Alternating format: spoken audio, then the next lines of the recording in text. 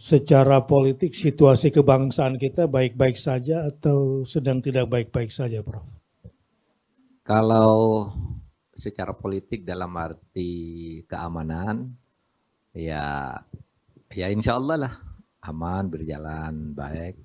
Tapi kalau politik dalam arti dinamika eh, perebutan pengaruh untuk mengelola kekuasaan itu seperti kita tahu sekarang ini sedang rame ya, dinamikanya sedang tinggi dan ya artinya tidak baik-baik saja sebenarnya. Secara Tidak politik baik-baik elektoral saja ya? secara politik elektoral. Ya, Ya, itu tidak baik-baik saja karena ya sekarang ini sedang terjadi pergulatan menuju kelanjutan dari hasil pemilu Pilpres yang kemarin ya. Kalau pileknya nampaknya tidak terlalu ada masalah ya. Iya, di Pilpresnya terutama, Prof. Di Pilpresnya terutama, ya. Itu yang sekarang. Kira-kira seperti apa nih kondisi tidak baik-baiknya ini?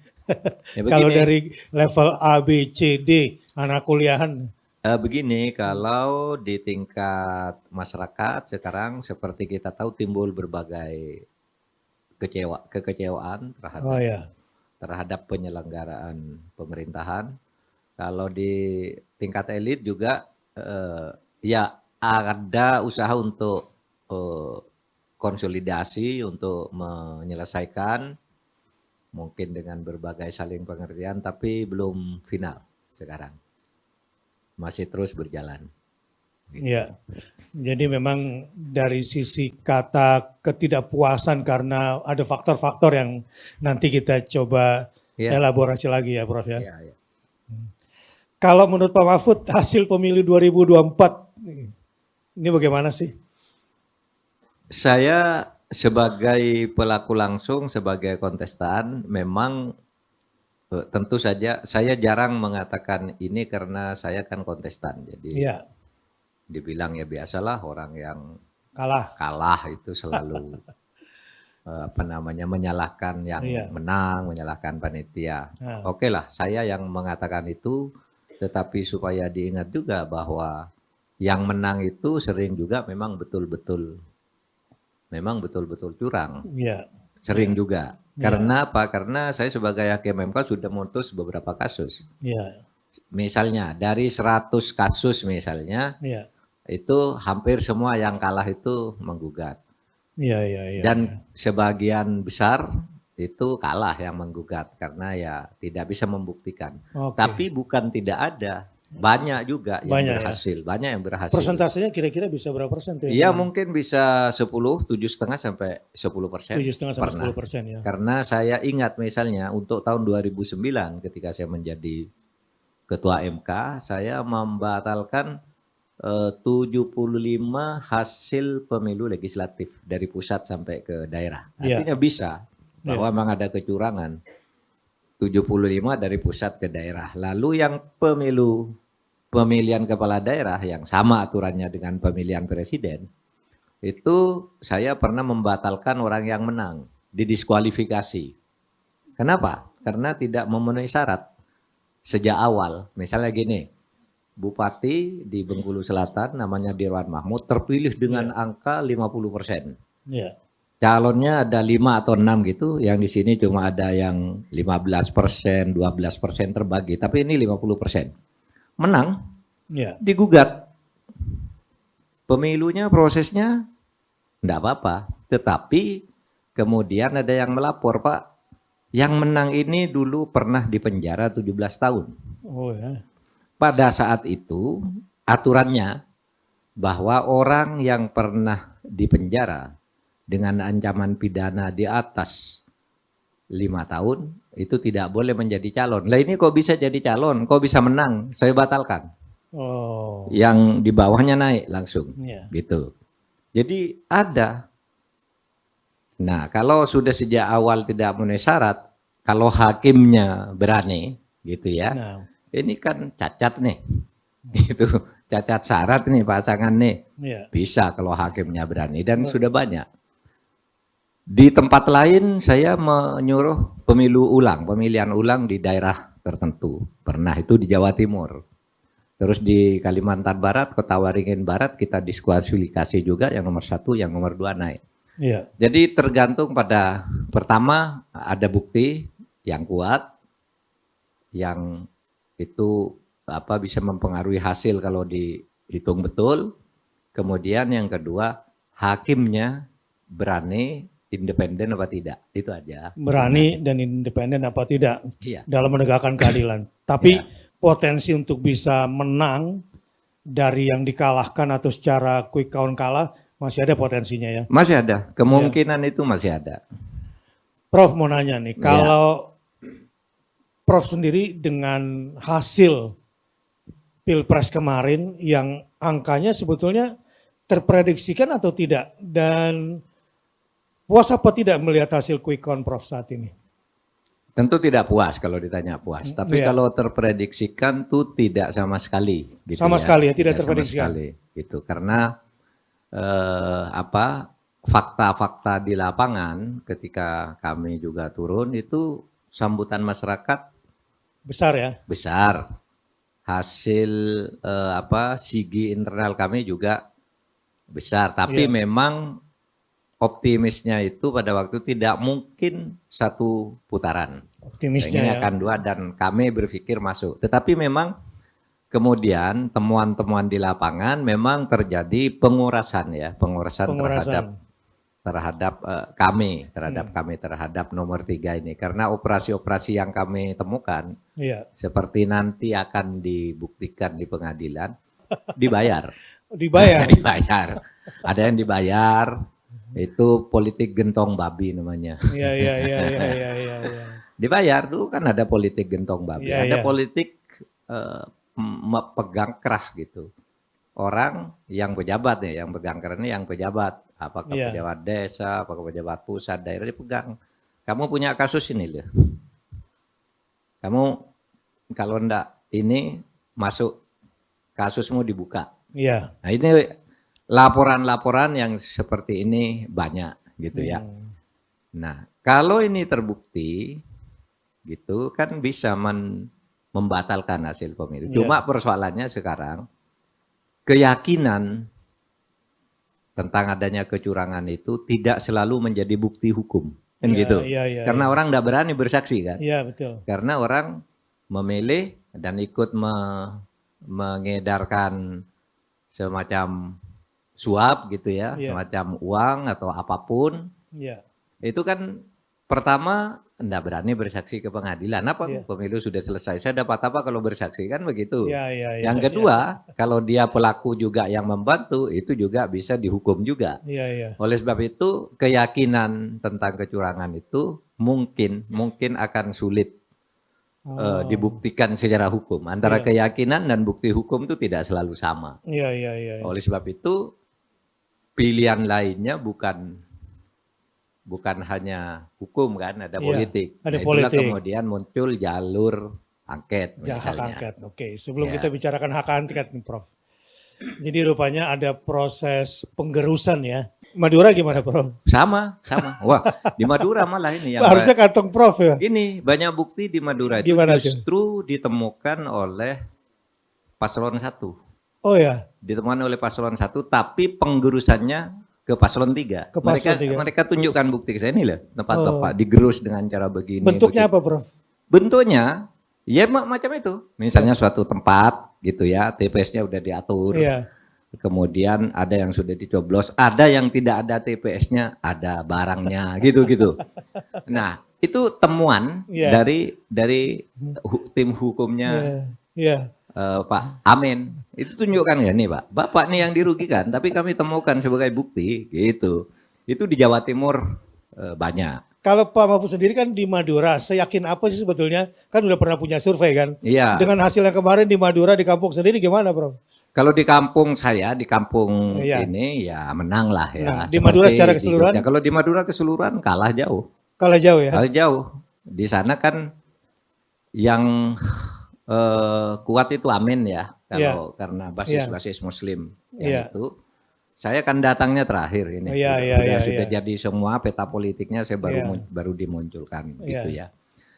Nah, lalu sudah kalah, gitu, Di lalu minus penggerus kayak gitu. Waduh. Jadi habis. Tapi ya pemilu selalu begitu. Pemilu tuh dalam pikiran saya lebih banyak adu curang. Siapa yang menang curangnya dia yang menang gitu.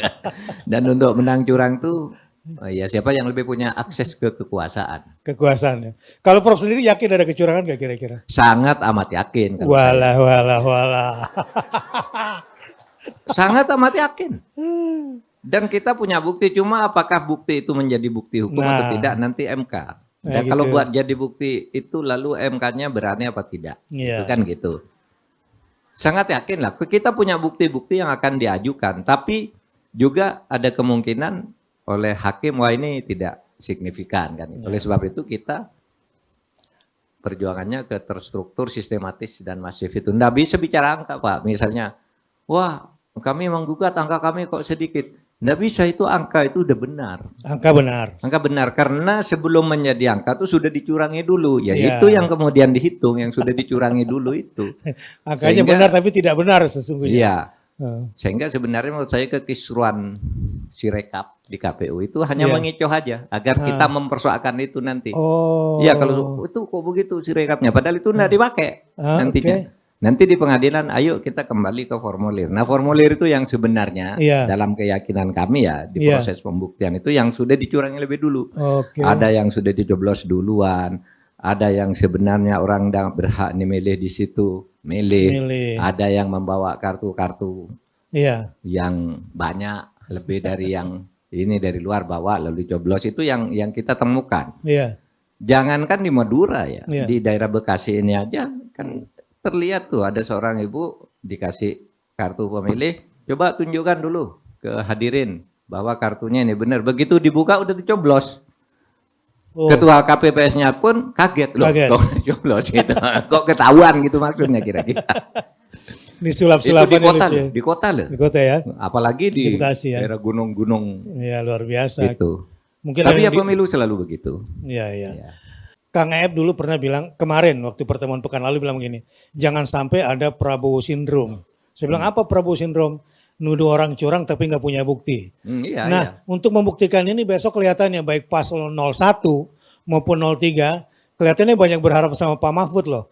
Karena Pak Mahfud yang sangat mengerti dan lama menjadi ketua MK kan. Ya tapi saya bukan menjadi hakim sekarang. Ya, ilmunya kalau- maksudnya, ilmunya. Enggak, ilmu bisa enggak dipakai oleh orang yang tidak punya keberanian. Oh, gitu Udah ya? sering terjadi. Saya kira ya bisa aja hakim mengatakan enggak bisa ini gitu. Iya. Sebagai hal pertama Hmm. mungkin karena memang tidak signifikan. Yang kedua takut juga. Iya, Ya karena politik intervensi, politik pegang keras itu oke. kan sudah terbukti terjadi di Iya, MK iya, kan. Iya. Iya kan?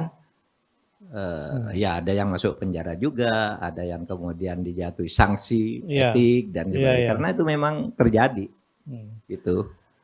Yep. Jadi tetaplah ilmunya Prof lebih banyak karena lebih berpengalaman untuk memberikan penerangan ya, terutama dan pada malam hari ini terutama seluruh relawan yang sedang mengumpulkan data dan seluruh tim jangan sampai terperosok dengan istilah Kang Aep kemarin ini saya mengulang Prabowo Syndrome di tahun 2019.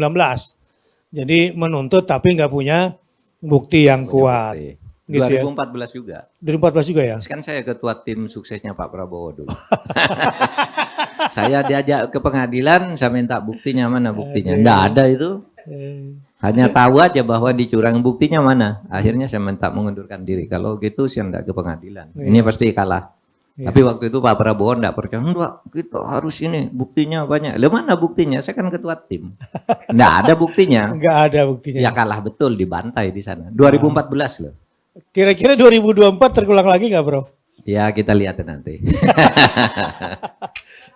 Pengen bocorannya nih, ya. Karena kan signifikan sekali ya suaranya Pak Ganjar Mahfud ini ya. Tergerusnya ya, di luar dugaan. Saya kira yang menang juga kaget kali, nggak nyangka punya angka segitu kali ya. Ya. Prof, ini sebetulnya quote-unquote ya, kecurangan gitu ya. Sebetulnya pada saat pemilu aja tuh udah ada sebelum-sebelumnya, Prof. Sebelum terjadinya Pilpres ini. Kalau pada saat pemilu itu sudah hasil dari proses-proses sebelumnya. Oke. Makanya saya katakan ada yang sebelum pencoblosan itu sudah dicoblos. Itu yang di Sampang yang kemudian tengah malam diserang itu. Iya. KPPS-nya mau dibakar rumahnya dan sebagainya. Iya. Karena dia sudah coblos duluan. Ada yang sudah dibuka gitu. Iya. Jadi proses yang mendahului itu. Iya. Lalu tentu politik gentong babi tadi. Iya. Misalnya ada satu desa nih bansos. Pesantren 1 juta. Bansos pesantren. 1 juta itu santrinya, mungkin kiainya banyak, kiainya kan bisa saja begitu. Ya, mungkin pastinya aja, gitu. Gak mungkin lah sama. Iya. Kalau ditemukan ternyata ada masalah kecurangan pemilu, tapi bukan pada saat pemilu, dilakukan sebelum pemilu, apakah bisa juga digunakan sebagai alat untuk apalah namanya? Bukti? Ya. Bisa. Kalau itu langsung, misalnya ada suatu daerah yang saya batalkan itu, ya, penduduknya 220.000 pemilih, karena kabupaten kecil, 220.000 pemilih. Tapi paslon ini membentuk panitia pemenangan jumlahnya 125.000, sudah lebih dari 10 penduduk udah panitia dia. Artinya sudah dibayar semua kan jadi panitia pemenangan itu. Kan sudah jelas tuh, sudah pasti ini udah lebih banyak, ini sudah lebih sedikit. Dan di sini masih ada yang ikut gitu. Itu yang pernah saya batalkan. Oke. Itu dilakukan sebelum pemilu. Kalau yang sekarang ini? Nah, nanti aja di pengadilan. Enggak, saya secara etis tentu tidak boleh membuka itu karena pertama itu nanti ada tim hukum yang nangani. Yang kedua orang akan mengatakan seperti sering saya katakan, paling itu karena kalah kan. Karena gitu. kalah. Pak Mahfud itu karena kalah bilang gitu. Ya udah nanti lihat aja di pengadilan. Gitu. Pak Mahfud kalau nggak salah udah pernah jawab lah soal kasus MK, udah pernah jawab tuh. Oh iya.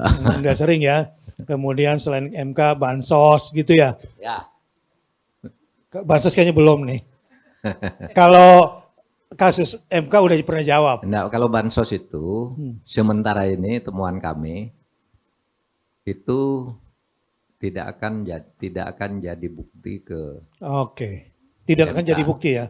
Itu akan jadi bukti nanti di angket. Diangket malah masuknya.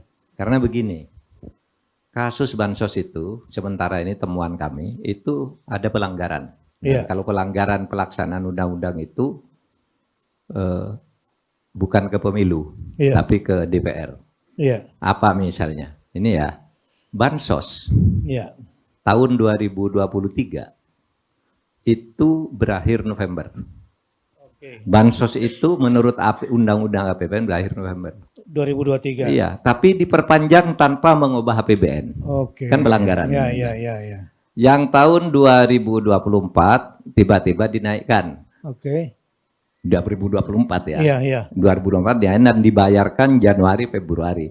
Padahal undang-undangnya yang tahun 2024 itu baru disahkan 16 Oktober. Oh, harusnya 16 Oktober ya. Harusnya nunggu perubahan APBN ke itu, tapi dipaksakan dinaikkan, lalu dibagi di situ. Nah, di situ pelanggaran terhadap undang-undang. Iya. Nah, ini masuk ke hak itu angket, nanti angket. Apakah Anda optimis angket ya? Kita lihat aja dulu karena angketnya tergantung politik. Kalau sebagian parpol itu menyatakan tidak, ya tidak akan jadi juga. Gitu kan? Iya. Parpolnya kan banyak tuh yang di sana. Pas di voting gitu, nggak setuju gitu, lebih banyak yang tidak setuju angket ya bubar juga. Itu namanya politik. Iya. Jadi jangan terlalu bergembira dulu, tapi jangan pesimis juga. Kan politik tuh sangat dinamis dan tergantung usaha kita juga, Prof. Tergantung usaha kita juga dan biasanya akan sangat dipengaruhi oleh tekanan publik juga. Oleh sebab itu saya katakan kepada pejuang-pejuang di bawah, terus dilakukan tekanan melalui medsos, melalui gerakan, tapi jangan melanggar hukum. Jangan melanggar hukum. Ada rambu-rambunya itu semua. Kira-kira bakal yang ditempuh MK, hak angket, atau MK dan hak angket? MK dan hak angket. Dua-duanya ya? MK dan hak angket. Jadi keputusan rapat tanggal 15 itu kita harus mengkoreksi pemilu yang menurut kita, menurut subjektivitas kita, pemilu yang tidak benar ini. Caranya gimana? Ada 3 caranya. Satu, lewat jalur hukum, itu adresatnya KPU, bahwa Anda tidak benar menyelenggarakan pemilu, kami nuntut untuk dibatalkan hasil pemilu. Itu kan? Kemudian yang kedua angket, ini jalur politik. Nah, jalur politik ini dilakukan oleh parpol. Saya katakan, saya tidak bisa ikut angket karena saya bukan orang parpol, saya juga bukan anggota DPR. Tetapi saya bisa memberitahu mekanisme dan prosedurnya. Gitu. Oleh sebab itu saya hanya memberi masukan, tapi saya tidak ikut-ikut di angket itu. Nah lalu yang ketiga itu tadi ada pertama hukum ke Mahkamah Konstitusi yang digugat KPU, yang kedua angket yang digugat pemerintah karena melakukan pelanggaran undang-undang macam-macam itu, nanti tentu apa itu benar apa tidak tergantung angketnya tadi. Lalu yang ketiga tekanan publik, opini publik, gerakan masyarakat seperti yang sekarang ini banyak, meskipun akhir-akhir ini tekanan-tekanan publik itu sudah tidak banyak disiarkan oleh televisi. Padahal banyak tiap hari yang lewat medsos, lewat apa gitu. Tapi itulah realitas politik kita. Yang terpenting negara ini harus selamat. Seberapa besar harapannya Prof untuk mendapatkan kejelasan dan tegaknya demokrasi lewat hak angket nanti Prof?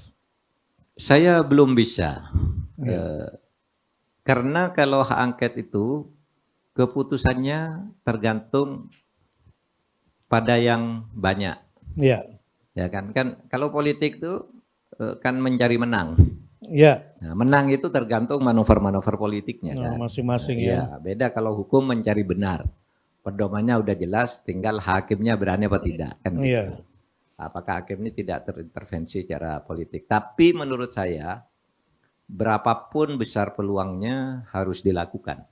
Menurut Prof, 5 partai itu, 5 partai yang koalisi yang berseberangan gitu ya, dengan 02, kira-kira semuanya bakal kompak nggak Prof? Kalau saya melihat, mereka semua sudah menyatakan. Semuanya menyatakan. P3 bilang tidak ya, tetapi di dalam rapat waktu itu Pak Mardiano justru semangat. Iya, itu setuju angket, kita lawan kan gitu. Oh gitu? Iya, ketuanya nih Pak. Ketuanya langsung Pak Mardiano. Kalau yang sana Pak Surya Paloh, Pak Salim Segaf, Jufri, dan Caimin. Ya, Caimin kan sudah konferensi pers. Ini kita dukung. Gitu. Yang penting PDIP jadi motornya kan gitu. Dan itu PDIP sudah siap jadi motornya. Seberapa semangat Bu Mega? Oh semangat. Semangat Bu Mega. Tapi katanya bukan bertujuan untuk pemakzulan ya. Gitu. Kenapa? Boleh angket tapi tujuannya bukan pemakzulan ya. Karena pemakzulan itu tidak mungkin dilakukan dalam waktu 8 bulan. Kan gini, angket sendiri ini kan Pak Jokowi Oktober habis. Angket sendiri mungkin paling cepat 3 bulan. Kalau rekomendasinya berujung pada pemakzulan, itu kan harus sidang DPR lagi, bukan angket lagi, DPR. Nah DPR itu ketika itu nanti harus diusulkan oleh sepertiga, lalu harus sepertiga anggota DPR ya. Harus anggota DPR-nya itu hadir 2/3 di dalam sidang, dan 2/3 dari yang hadir itu harus setuju. Nah, itu perlu waktu berbulan-bulan. Oktober nggak bakal selesai. Karena apa? Kalau pemakzulan nanti misalnya DPR betul ini terjadi pelanggaran dan perlu dimakzulkan. Itu namanya di-impeach. Dilakukan pendakwaan, impeachment. Itu impeachmentnya ke MK. Nah, MK itu juga bersidang pemeriksaan pertama 14 hari ini dan seterusnya. Itu tidak selesai. Oktober. Oleh sebab itu kalau ada pikiran tidak mungkin pemakzulan, memang menurut saya teoritis hampir tidak mungkin dilihat dari sidang, belum lagi dilihat dari konfigurasi politiknya. Ini konfigurasi politik. Penting nih. Anggota DPR itu harus hadir di dalam sidang Itu 2/3. Oke. Dari 580, 2/3 harus hadir sidang untuk pemakzulan. Iya. Kalau misalnya satu fraksi saja tidak mau hadir, itu enggak sampai Oh, 2/3 misalnya. Iya, nggak sampai 2/3. Okay. Enggak jadi sidang pemakzulan. Hmm. Nah itu politik. Tetapi kalau situasi sangat serius, biasanya ya datang semua kan. Kayak zaman Pak Harto dulu kan. Iya. Begitu kuatnya Pak Harto, tetapi begitu masalahnya serius, datang semua kan. Iya. MPR yang kemudian sebelum bersidang Pak Harto sudah saya menyatakan berhenti daripada digoreng di MPR karena semua orang udah datang ke Jakarta waktu itu gitu memang mau menyidangkan gitu lalu Pak Harto saya menyatakan berhenti itu kalau gawat prosedur gitu tuh enggak jalan. Jadi menurut Ibu Mega berarti malah nggak efektif ya kalau target daripada hak angket itu adalah pemakzulan. Bukan menurut Ibu Mega, saya yang mengatakan itu tidak gitu, efektif. Tapi apakah nanti hasil angket itu punya akibat hukum? Punya. Karena misalnya begini, misalnya saja ya. Jadi target angket apa gitu kira-kira? Target angket menemukan kesalahan. Menemukan kesalahan. Kalau menurut kepastian apa ini salah apa tidak. Kalau ditemukan ini terjadi pelanggaran undang-undang kan ada rekomendasi. Rekomendasi 1 misalnya dibawa ke pemakzulan. Oke. 2, ditindaklanjuti secara hukum. Nah, kalau ada perintah ditindaklanjuti secara hukum, itu tidak perlu sidang lagi. Serahkan ke Kejaksaan Agung. Meskipun presidennya sudah berhenti, ya dibawa ke pengadilan. Kayak Pak Harto dulu kan sudah berhenti kan. Iya. Dibawa ke pengadilan. Cuma sidangnya dihentikan bukan karena tidak ada bukti. Pak Harto sakit waktu itu. Sakit permanen menurut keterangan dokter tidak boleh diadili lagi. Kasusnya ditutup. Jadi kalau ada temuan di bidang hukum pidana bisa ditindaklanjuti meskipun periode kepresidennya habis. Itu kan begitu hukumnya. Jadi bukan tidak ada gunanya angket ini. Jadi nanti bakal ada bom liar gitu ya di tengah jalan itu. Iya bisa aja. Bisa. Tapi itu mekanisme aturan hukumnya seperti itu. Jadi berarti target daripada hak angket ini pada akhirnya nanti sambil jalan aja kelihatannya Prof ya. Iya. Jadi ini paralel. Ini angket ini tidak bisa membatalkan hasil pemilu. Yang bisa membatalkan hasil pemilu itu hanya MK. Kalau angket apapun hasilnya pemilu tetap jalan. Sehingga kalau ada angket itu nanti judulnya bukan angket tentang pemilu, angket tentang pelaksanaan APBN dan Undang-Undang Keuangan Negara dan Undang-Undang KKN. Gitu ya. Kalau APBN yang semalam ini yang sampai saat ini dicatat, lah ini kok tidak ada perubahan Undang-Undang APBN kok dapat situ ya. Kok begitu? Itu satu. Itu pelanggaran. Kalau Undang-Undang Keuangan Negara setiap ini automatic adjustment ya pemblokiran untuk pengalihan anggaran itu juga harus dengan mekanisme tertentu dan DPR setuju. Ini langsung dilakukan. Kalau undang-undang KKN apabila menggunakan anggaran negara atau membuat kebijakan yang menguntungkan satu pihak itu sudah termasuk pelanggaran KKN. Undang-undang KKN. Jadi 3 undang-undang ini kita nanti buka. Ini teori. Saya tidak tahu operasi politiknya di lapangan kan bisa aja tuh orang kamu jangan hadir, kamu jangan ikut itu bisa saja terjadi. Tapi bisa juga atas tekanan publik yang tadinya tidak ikut saja kan gitu. Tergantung kekuatan permainan politik. Jadi situasinya ini masih dinamis ke depan ya. Masih dinamis. Sangat-sangat dinamis. Sangat dinamis. Apalagi kalau kita bicara individu-individunya. Iya. Gitu. Jadi apalagi orang ini yang kemarin anggota DPR sekarang calon lagi tidak terpilih. Mungkin dia diundang enggak datang. Saya udah tidak terpilih, tinggal nunggu gajinya aja tiap bulan, enggak usah sidang lagi kan dapat gitu. Dan mungkin juga dioperasi orang kayak gini ya. Iya, agar tidak datang. Bisa artinya bisa jadi target juga udahlah. Iya, udah jangan datang kamu ini. Enggak usah datang itu bisa. Jadi kira-kira kalau Prof sendiri kira-kira potensi hak angket bakal berjalan nih seberapa besar sih kemungkinan besarnya gitu? Kalau sampai pengajuan, saya optimis bisa ngajukan. Ngajukan 25 tapi orang nih. Apakah itu setujui dibentuk? Kan ngajukan dulu 25 orang. Iya, 25 orang. Ini sudah ada yang ngajukan nanti. Iya. Tapi apakah itu nanti berhasil? Nah, itu permainan politiknya. Gitu ya. Saya tidak bisa berandai-andai, cuma saya bicara kemungkinan begini, kemungkinan begitu tuh Iya. mungkin. Ya. Sehingga Ya, masyarakat tinggal sekarang memosisikan diri aja. Iya. Masyarakat kan memposisikan diri mau yang mana gitu kan. Iya, iya. Karena tekanan masyarakat tuh ada pengaruhnya juga, bisa Oke. buat panik juga. Nah, ini penting nih civil society nih. Civil Ya. society. Kelompok emak-emak gitu ya. Nah, Tapi jangan melanggar hukum ya. yang penting jangan melanggar hukum. Unjuk Gitu ya. rasa saja, nyatakan pendapat, unjuk rasa, dorong dan sebagainya. Iya. Kalau Gitu enggak, juga nih. Tapi jangan hoax ya yang disebarkan. Jangan hoax. Ya. Artinya tekanan daripada civil society bisa menyemangati para anggota parlemen untuk bersemangat, atau juga bisa memberikan tekanan agar mereka tidak zigzag gara-gara nggak dapat suara kemudian jadi lemah, lalu kemudian membuka ya channeling baru untuk masa depan dengan penguasa, atau ada politik imbalan tadi ya dan lain-lain. Mudah-mudahan sih dengan tekanan masyarakat, target kita agar demokrasi di Indonesia betul-betul berjalan ya sesuai dengan harapan, ya itu yang harus kita lakukan. Soal menang kalah kita serahkanlah kepada Allah Ta'ala, dan yang penting Indonesia harus tetap menjadi negara besar, negara kuat dan tetap bersatu gitu ya.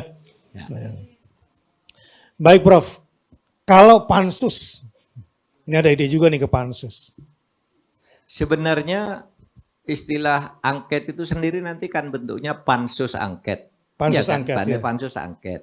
Cuma biasanya kalau pansus angket itu khusus untuk pelaksanaan ketentuan undang-undang seperti tadi, undang-undang APBN kok dilaksanakan begitu, undang-undang bansos kok gitu, undang-undang KKN kok gitu. Itu biasanya kalau dilihat ada dugaan pelanggaran itu dibentuk panitia angket namanya. Panitia angket itu ya pansus angket. Ada pansus yang umum seperti dulu pansus Bank Senturi, pansus BLBI. Itu hal-hal yang tidak langsung terkait dengan pemerintah, seperti pansus Bank Senturi, pansus BLBI itu kan kaitannya dengan perbankan. Ada Bank Indonesia di situ yang di luar pemerintah sebenarnya. Itu bisa dengan cara itu. Jadi sebenarnya angket itu ya panitia khusus angket namanya. Pansus juga ya? Iya, pansus juga, tapi khusus pelaksanaan undang-undang dalam kebijakan pemerintah. Kalau yang di luar itu bisa saja pansus. Ya disebut tergantung pansus kasusnya apa, berarti ya. Dan kita sudah punya contoh lah pansus BLBI dan pansus Senturi dulu. Berarti nanti setelah hak angket ini baru kelihatan mana kira-kira yang mau difokuskan ya Prof ya. Tapi kalau ini angket sih. Lebih kepada angket ya. Angket itu sebenarnya kalau disetujui lebih mudah. Pertama, produknya bukan produk yuridis tapi produk politis. Artinya gini, kalau Anda ke pengadilan orang bersaksi gitu tidak mau datang, ya apalagi ini bukan kasus pidana, tidak mau datang gitu enggak bisa dipaksa. Kalau angket, panitia angketnya bisa datang ke desa-desa yang orang takut itu kemarin orang takut memberi kesaksian bahwa saya dapat bansos ini, bahwa saya disuruh gini, itu bisa didatangi, ditanya. Seperti yang dilakukan oleh Komnas HAM ya. Komnas HAM kan baru menemukan orang yang tadinya tidak berani ngomong, begitu didatangi Komnas HAM. Akhirnya bicara. Iya, didatangi, diam-diam dicatat itu. Lalu ada temuan dari Komnas HAM. Nah, angket bisa seperti itu, menemukan fakta-fakta seperti itu. Tapi produknya bukan yuridis, politis juga. Gitu. Tapi itu bisa nggak dipakai juga untuk impeach presiden? Oh, ya tergantung kesimpulan akhir angketnya. Impeach itu tujuannya kan memberhentikan. Kalau orang sudah berhenti, ngapain di impeach? Sudah berhenti juga. Lalu apa akibat hukum? Pidana. Kalau ada temuan pidana, misalnya ini sudah melanggar undang-undang, pelaksanaannya mengandung hukum pidana, bisa dipanggil lagi meskipun sudah pensiun kan gitu. Kan lebih banyak malahan orang yang sudah berhenti diambil kan gitu. PDIP siap jadi lokomotif, Bro? Oh, enggak tahu, saya bukan anggota PDIP. Kira-kira kelihatannya setelah saya di PDIP ya apa? Bu Mega lah. Diberi kehormatan, saya diberi kehormatan untuk menjadi. Kan Bu Mega didaulat nih sama partai-partai semua supaya memimpin. Kalau Bu Mega tegas, Bu Mega tegas bentuk tim untuk menindaklanjuti ini dan harus berani gitu. Ya. Bu Mega sih berani, yang lain berani apa enggak kan gitu kan. Ya, kelihatannya sih kalau yang saya tahu ya, PDIP dalam hal ini konsisten ya. Biasanya iya. Biasanya. Tinggal yang di belakangnya ini, ya gembos nggak masuk angin nggak nanti di tengah jalan. Iya. Kemarin kan ada isu berita itu, Pak Mahfud tidak setuju hak angket. Bukan tidak setuju, saya tidak boleh karena saya bukan orang parpol. Salah paham berarti ya? Salah paham, beritanya tidak setuju. Saya setuju, saya bekerja di tim hukumnya. Ya. Saya setuju angket tapi saya tidak boleh ikut. Ya. Karena saya bukan orang parpol, ya kan? Ya. Saya menjadi narasumber boleh, gitu kan? Jadi banyak kepelintir juga, Prof. Iya. Dianggap Prof kurang bersemangat. Iya. Untuk hak angket ini. Iya, justru saya dorong kan ketika dikatakan ini enggak boleh, saya yang muncul boleh lakukan gitu. Ya. Tapi bukan saya yang lakukan karena saya bukan anggota DPR dan juga bukan pengurus partai kan gitu. Prof, para aktivis demokrasi berpendapat bahwa pemilu 2024 ini adalah salah satu pemilu terburuk di Indonesia. Sebagai orang Indonesia saya malu sih ya di mata dunia. Menurut Prof gimana tuh? Iya. Saya tuh mau mengatakan itu enggak enak. Saya ini kontestan gitu. Ya. Tapi enggak. Saya ini sejak ikut pemilu sudah belasan kali ya. Di zaman Orde Baru 7 kali, yang sekarang ini kan sudah 5 kali, 12 kali saya ikut pemilu. Ini pemilu terburuk. Pemilu terburuk sekarang ini. Faktornya apa aja, Prof? Ya faktornya itu politik gentong babi. Gentong babi. Sekarang misalnya, saya tahu ya politik gentong babi itu dulu ceritanya gini. Di era perbudakan di Amerika itu, para budak-budak itu biasanya tuannya tuh nyimpen daging babi di gentong-gentong gitu. Kalau keadaan krisis itu lalu dibagi lalu disuruh apapun budak itu melakukan. Sama itu politik gentong babi. Kalau lagi ada politik kerah leher itu, politiknya tuan takur. Di film-film India itu, tokoh-tokoh masyarakatnya tuh dipegang, pejabat-pejabatnya kamu harus gini, kalau enggak kamu saya pecat, kalau enggak kamu saya penjara, macam-macam gitu. Jadi, dan ini sekarang yang maaf menurut saya memang ini paling buruk. Saya ikut pemilunya Pak SBY, tahu enggak pemilu Pak SBY itu? Pertama, waktu Pak SBY itu, bansosnya itu hanya 17 triliun. Iya. Dan itu sudah ada sebelumnya, tidak ditambah menjelang pemilu, enggak. Memang ada setiap tahun. Iya. Sekarang 496 triliun. Dan ditambah di tengah jalan. Zaman Pak SBY itu, ya pastilah mencari kemenangan ya, tapi undang-undang enggak dilanggar Pak SBY. Yang kedua, saya jadi ketua MK zaman Pak SBY. Pak SBY itu enggak pernah mau mengintervensi ketua MK. Saya saksinya. Enggak mau dia kalau ada perkara gitu mau ngomong enggak dia. Termasuk perkara menyangkut dia. Dan saya juga kalau dipanggil dia enggak mau datang sendiri, harus rame-rame agar tidak bicara perkara. 9 orang. Iya. Iya. Misalnya pas ada upacara gitu saya mau duduk sama SBY. Nah, tamu yang lain banyak karena ini upacara kan. Tapi kalau berdua ketemu gitu, enggak pernah Pak SBY enggak pernah memanggil, saya juga enggak pernah mau menghadap. Masih ada etika ya? Iya Pak SBY begitu. Ya. Kalau yang ini? Yang ini di Tenggarai. Di Tenggarai ada operasi-operasi seperti ditemukan oleh MK-MK-nya Pak Jimli itu. Oh iya MK-MK itu ya. Itu kan ditemukan oleh MK. Jelas. Terjadi pelanggaran berat secara etik karena mau diintervensi oleh pihak luar. Nah pihak luar itu siapa lagi? Kan sudah ada nama-nama yang liar muncul gitu ya. Iya. Nah jadi MK-nya enggak tahu ya, ini MK yang akan datang ya. Ini MK yang kemarin nih sudah terbukti sah dan meyakinkan dia meloloskan Gibran itu dengan melanggar etik. Iya. Dan tidak masuk akal juga. Coba gini nih. Hakimnya 9, ya. Hakimnya 9-3 menyatakan Gibran diloloskan. Iya. Yang 3 mengatakan, yang 4 mengatakan tidak diloloskan. Iya. Tidak boleh. Lalu yang 2 mengatakan diloloskan asal ke tingkat gubernur yang boleh, bukan wali kota. Oke. Nah yang 2 ini tiba-tiba digabung ke yang 5 lalu dibaca sebagai keputusan coba. Padahal yang 2 ini tidak setuju juga kalau wali kota. Mestinya ini kan digabungkan ke yang 4. Iya, iya. Nah itu sebabnya lalu disebut itu pelanggaran oleh Pak Jimli. Iya. Kalau itu clear gitu ya, bukan kita mengada-ada, ini sudah jelas menjadi ya. putusan, sudah jelas. Kalau ini pemilu terburuk, terus hasil pemimpinnya gimana, Prof? Ya enggak apa-apa, kalau terpaksa nanti Pak Prabowo menang ya harus diakui dia menang. Karena ini soal politiknya ada di DPR nanti.